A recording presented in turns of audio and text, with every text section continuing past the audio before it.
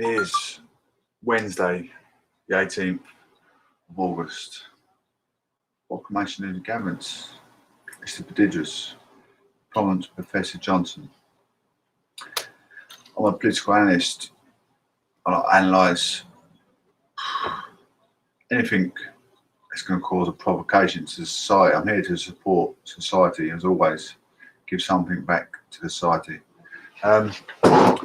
As we look ahead, we've got a UK road instance, but I'm also campaigning for alienated parents, mothers, fathers, anyone else trying to get joint custody of children. I just want to make something clear. In the beginning, plan A was to have intercourse, sexual pleasure. As a plan between two wise people, supposedly, male and female, opposites attract. Man has to have intercept with female to feed the sperm into the egg. So that was agreed in the first place. From male and female, both parents find out, they're happy they got a grandchild in the end. They're happy that their daughter's going to get government support, roof over their head, welfare, to support the needs of the family, the mother, the father and a son. As a family at the time, it was all going swimmingly well. Everyone has their disagreements throughout life. Everyone will admit that being an adult. You get some that turn a blind eye to it, but father wants to take his daughter, beloved daughter or beloved son, to see his parents. Mother doesn't like it because it's not her family. She wants to be manipulating and controlling. Takes father's responsibilities away. No, you're not going to take them any fathers. They don't deserve it, don't like him, or whatever. Vice versa.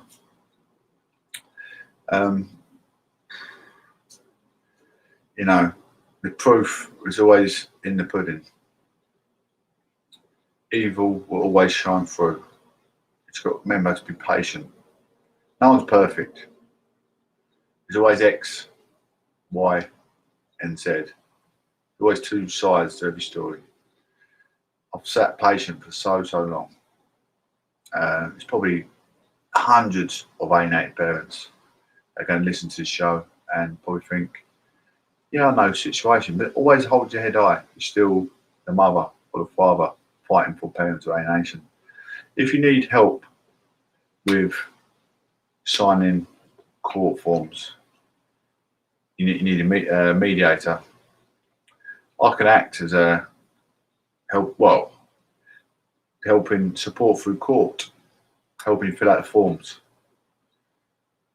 I could spit out all the advice now. It's not easy to fill out the forms on your own. You need to know how the legislation works. I've been in many scenarios myself. I've obviously been reading on family law books, criminal law books. I will always strongly advise, don't worry about X, Y, and Z in 1983, because it's going to come out in court, and all that matters in a court scenario is a drama triangle. Victim. Who's the victim? The person that's going to take the persecutor to court, which is you, the alienated parent. So, and the legislation is the rescuer. So already they know who the victim is as you walk through the door. They're going to get a load of stories, X, Y, and Z, and maybe a couple of people to back the story. Chemistry imbalance happens from early age in relationship, early doors. Happens in most marriages, even nowadays. They've been together 50 years. They just put up with it for the sake of putting up with it. The courts know that. They're in marriages themselves, probably not the happiest people in the world. But they're doing it just to get by, to put a roof over their head. Just a way of life, isn't it? Just to live with someone. I live with my own now. I'm happy in life. I've got good friends around me. I still support society, and it's what I aim to do. When I was a professional boxer before I was going out doing my thing. I couldn't care what was going on behind closed doors, or what I was going out doing my training with brain injury, supporting other son with brain damage, because that's what I was made to feel like that's what I had to do. But now I can sit here and support everyone that needs help, like alienated parents. There's so many in the world that have been denied access.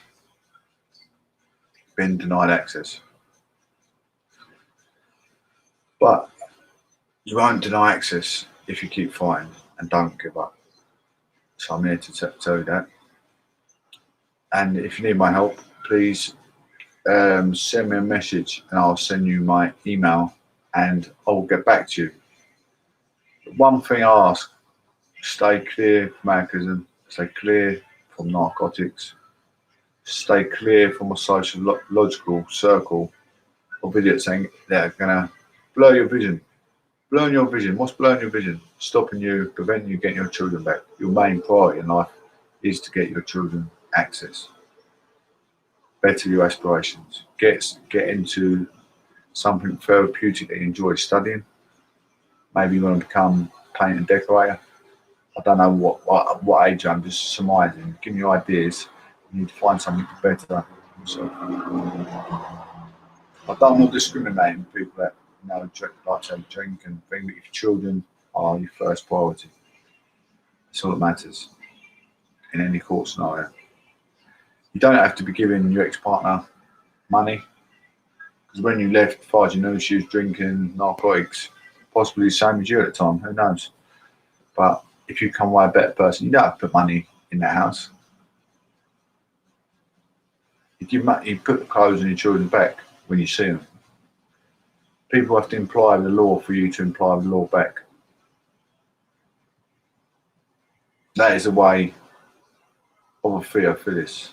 That's a way of a man that sees purity. And that's the way, just a way of realism. Don't worry about what judgmental, critical people make of you as a human, because what was the other human doing behind closed doors also? No one knows. So don't let them judgmental paint a picture. Because I painted thousands, absolute thousands. And one day, I'll be helping people in need with my work. That's what I've always wanted to do, give back to the society. 1996 was that plan. We're in 2021 now. I'm still doing the same thing. Anyway,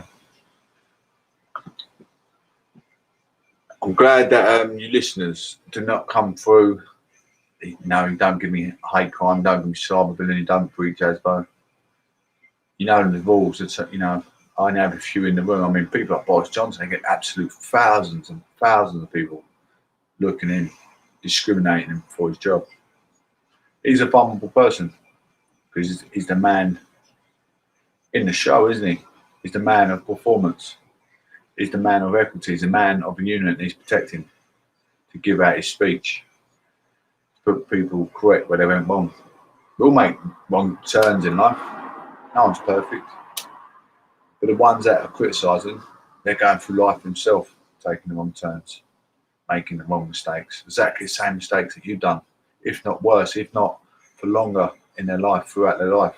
So who are they to say pot, kettle, black, or to make any assumptions about anything?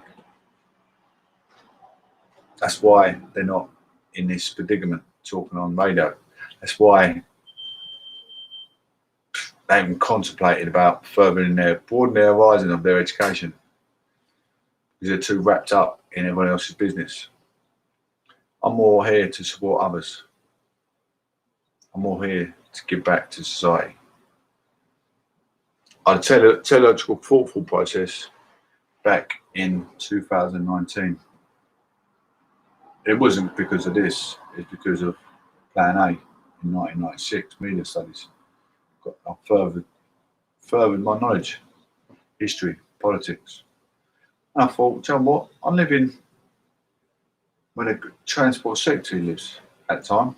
in Hertfordshire, transport secretary. I'm going to give out a car instance. Hiya, you alright? I mean, he's more for public transport and infrastructure and stuff, but I'm trying to educate people about the UK roads. It obviously needs happening because there's so many accidents on the UK roads. Anyway, do not enter a vehicle under the influence of alcoholism or narcotics or sleep deprivation. Making sure you and passenger aboard have seatbelts adjacent to the car seat and babies have adapter adjacent to the car seat also. Check your engine oil, water coolant tank, make sure they're topped up to maximum level. Check your PSI limits, make sure you've got enough air pressure in the tyres. Check your fuel, check your fuel gauge. Plan to go like A to B. Have you got enough fuel in there? Have you allowed for extra fuel just in case you get stuck in road incident, road works or road closed perhaps?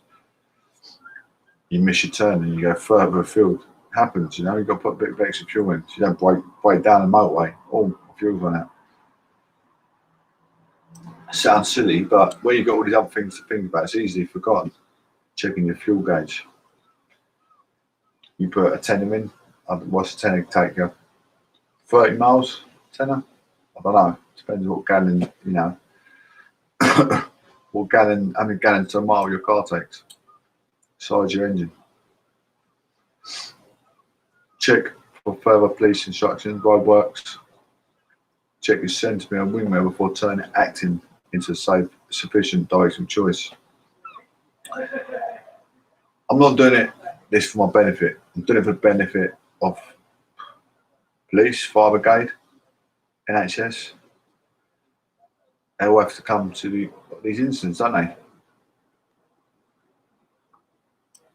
They all have to turn up the incident. If there is a mother, father, or baby, or son, daughter, or baby has to be cut out of the car, fire brigade got to be there.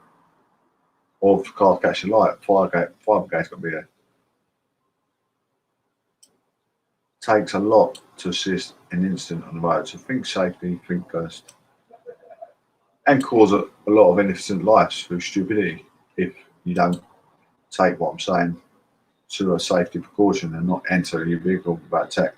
Do not enter your vehicle without tax or insurance or MOT. Do not enter a vehicle without a license. Simple things in life. But you for today don't understand it because haven't been educated. Maybe come from a broken family. Who knows?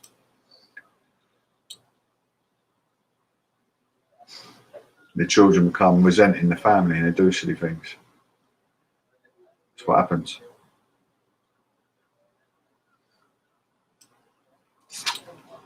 Anyway, incident in Flint-on-Sea, A133. Slow traffic on A133, Colchester Road, eastbound at Great Bentley Turnoff. 10 past 10 a.m.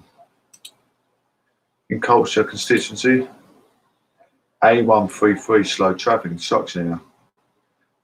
St Andrews Avenue both ways at Waitrose. In construction area, lane closure is in place. 10 past 10 a.m. Ipswich, A12 queuing traffic on A12 northbound, A14 junction 55 Copdock interchange, 10:39 a.m. Chelmsford,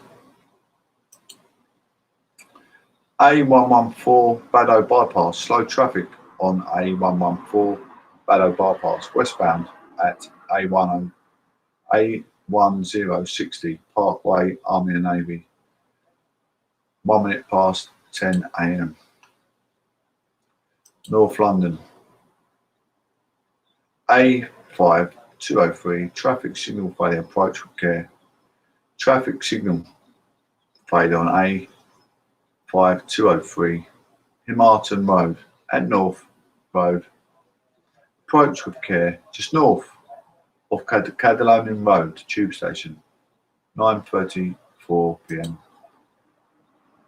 East London, A13 queuing traffic congestion to the construction area. Queuing traffic A13 Newham Way out of town at New Barn Street. Construction to popular back across Canning Town flyover. In the construction area, 2 lanes of 3 are closed. 8:48 p.m. I'm just going to give you a story that you know Redemption Day is coming back for alienated parents. Parent alienation. Redemption Day is 1,000,000% coming home, baby, and there is nothing you can do. Oh Lord, be magnified.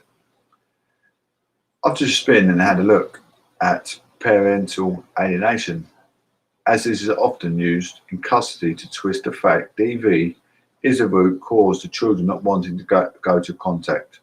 What are your thoughts? Parental alienation syndrome, PAS, is a term introduced by child psychiatrist Richard Garner in 1985 to describe a distinctive suit of behaviours in children that includes showing extreme but unwarranted fear, disrespect or hostility towards a parent. Observed repeatedly in families involved in child custody litigation, these behaviours result from psychological manipulation or undue influence, typically by other parents, may be attempting to prevent an ongoing relationship between a child and other family members after family separation or divorce. Use of the term syndrome has been accepted by either the medical or legal communities, and Garner's research has been criticised by some legal and mental health scholars for lacking scientific validity and reliability. However,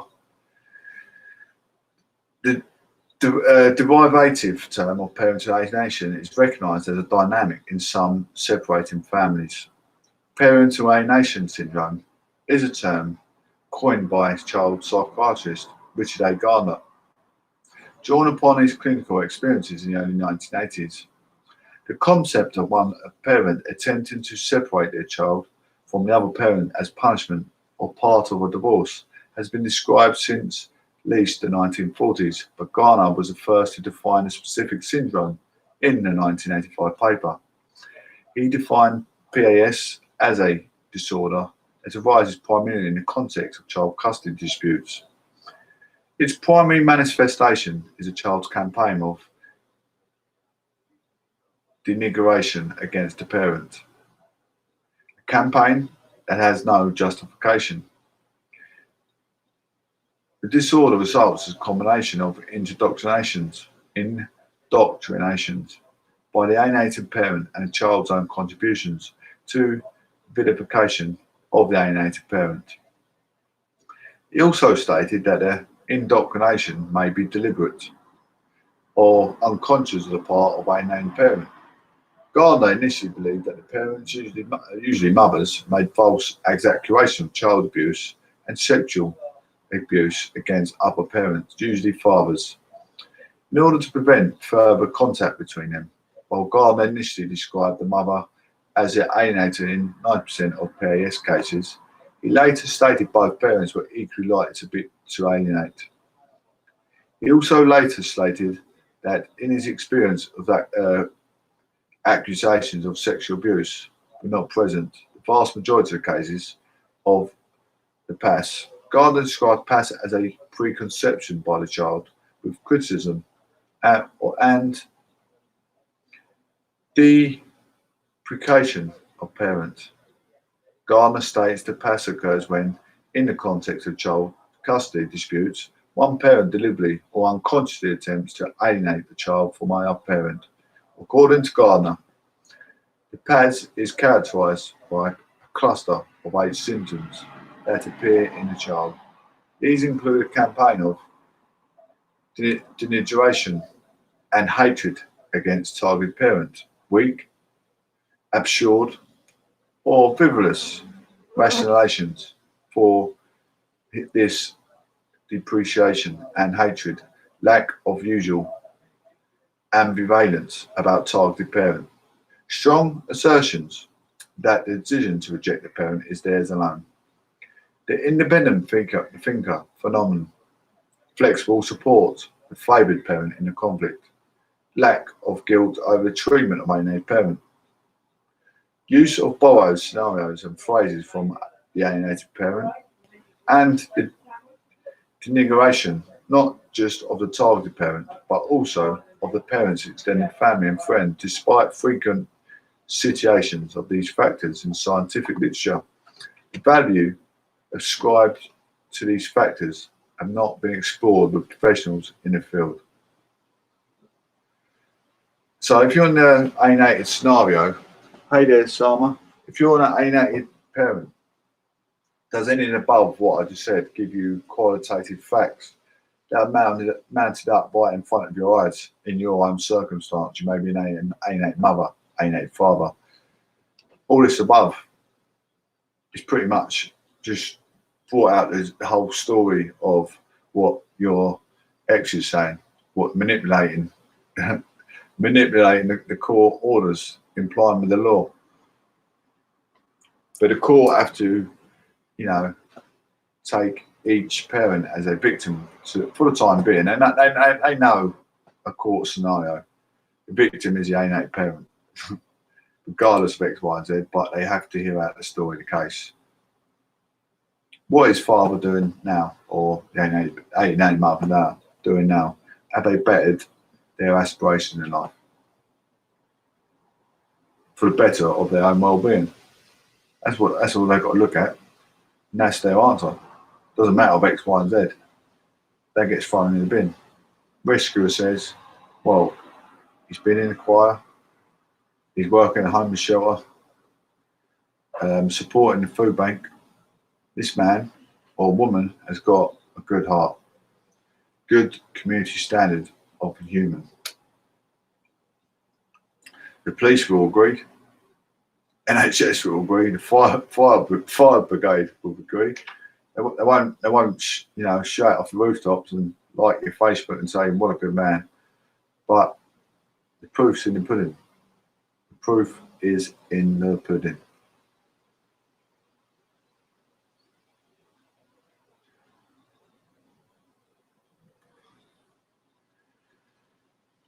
I keep methodical in practice, whatever you do. Don't try and slander people. You can write what you want on Facebook, but don't put anyone's name. That's not slander. When you put someone's name, that's slander. When I talk about alienated parents, or I can talk about women hitting men, does that mean I'm talking about my ex? Or I've got loads of exes. I might have been hit by all of them. Not bothered. But it's when the shoe's on the other foot and they try and paint a story and put your name to it. You've been provoked. You're going to defend your righteousness. I'm not being funny. I'm not. Anyway, let's get to that story actually of violence. Shouldn't happen in a relationship. No, should just walk, get your stuff and go. Everyone knows it's not that easy when there's kids involved. Everyone knows. I'm not being funny. If your nan punched me square in the face and it hurt, I'm gonna punch her square back in the mouth. I couldn't care. Unless if it didn't hurt, then I'll laugh. 9 times out of 10, if anyone punched me in the face, I can punch them back. Unless it hurts so much, I couldn't.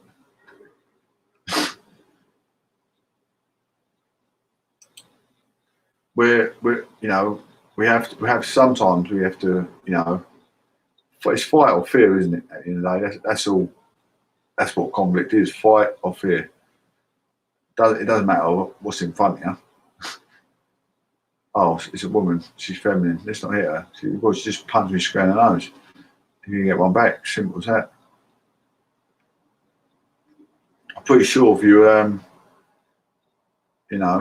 if even a man police officer, if a woman, a butch woman went up to a police officer and punched him, he's not going to go, oh, hey, darling, I'm just going to stick you in the car. You've been a naughty girl.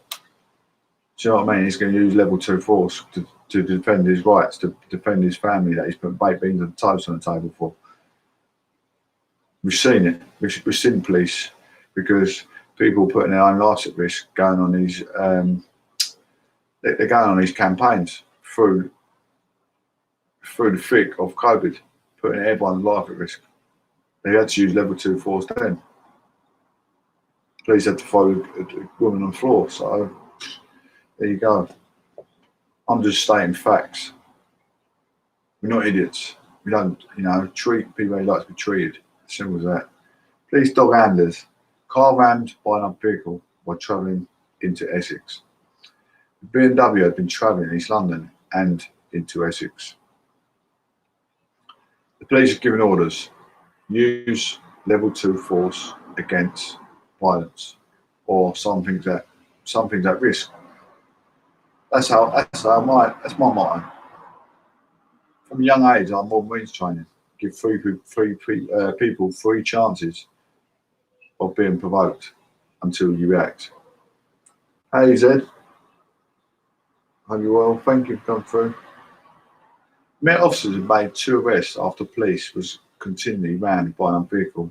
Traffic officers went to the aid of 2 colleagues from the Met Task Force Dog Handling Unit after their vehicle was rammed by a silver BMW on Tuesday, August the 17th. The BMW had been travelling East London and into Essex. Posted on Twitter on Tuesday night, officers from Met's Road and Transport Division said the BMW was also suspected of bearing false number plates. They said an ammunition firearm was also recovered. 2 people have been arrested.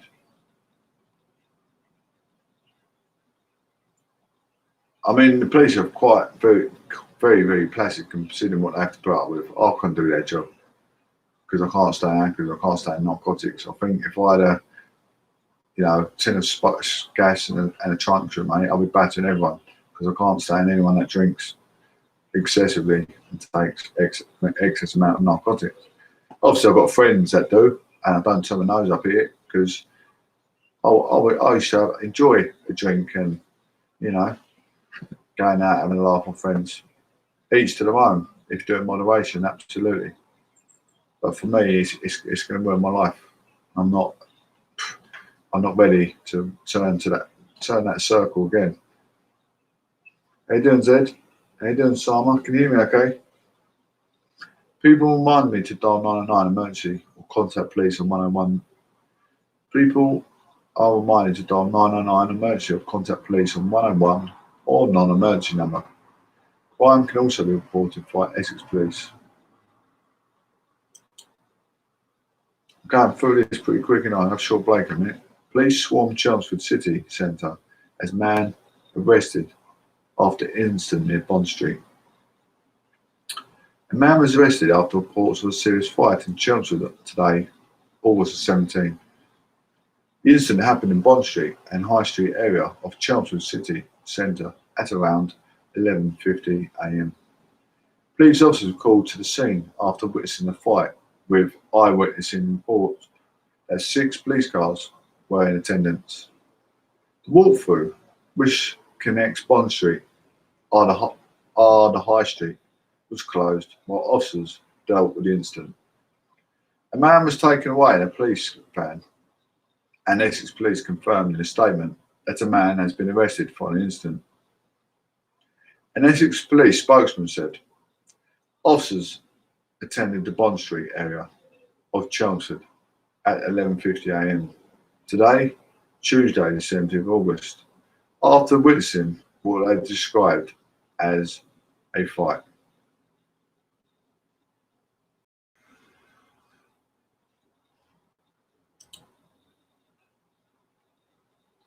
Scottish public spending deficit doubles to 36 billion. Scotland's public spending deficit more than doubled to 36.6 billion last year, and spending increased and revenues fell due to COVID-19 pandemic.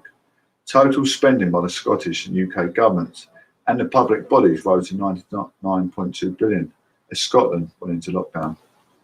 Income from taxes fell to 62.8 billion, leaving the gap between spending and revenue to 22.4% of GDP.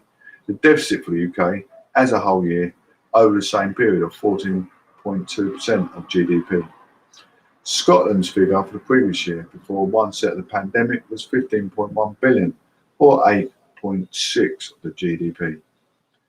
The figures were calculated by Scottish Government statisticians as part of the annual Government Expenditure and Revenue Scotland GEARS report. It illustrates how public finances were hit by the pandemic, with huge spending on healthcare as well as relief programmes such as the furlough scheme and payments to businesses forced to close by lockdown. Public sector spending in Scotland increased by 21% in the 2020 to 21 tax year, with the figures compounding by falling revenues and the price of oil. Total spending was equivalent to $18,144 per person and $1,828 per person, more than the UK average. Kate Forbes said the Scottish Government should be given more to deal with financial crisis. Scottish Finance Secretary Katie Forbes said the significant economic impact of the COVID-19 pandemic had fundamentally shifted our fiscal landscape. She said, while we face continued challenges, there are more welcome signs that the Scottish economy is beginning to recover strongly. Business confidence is back above the pre-pandemic levels. Opt-out is increasing and job vacancies are rising. As we rebuild, we are pushing forward with an ambitious 10-year agenda of economic transformation to help seize Scotland's potential and deliver a more prosperous and fairer and greener economy. Ms Forbes also called for further borrowing powers to be devolved to Holyrood as part of the efforts to rebuild the economy. She said the pandemic had clearly demonstrated the need for fiscal reform and tapped the Scottish Government financial powers are insufficient to deal with new economic reality. However, the Scottish Conservatives said the figures demonstrate strength and security that we gain as part of the United Kingdom. Finance spokesman Murdo Fraser added, in times of the crisis, when the pandemic hits Scottish jobs and public services are safer because we act together. There you go. I've got to check the door, ladies and gents. Sorry, I'll have to cut you short, but I just want to say thanks for coming through. One love, take care, and God bless.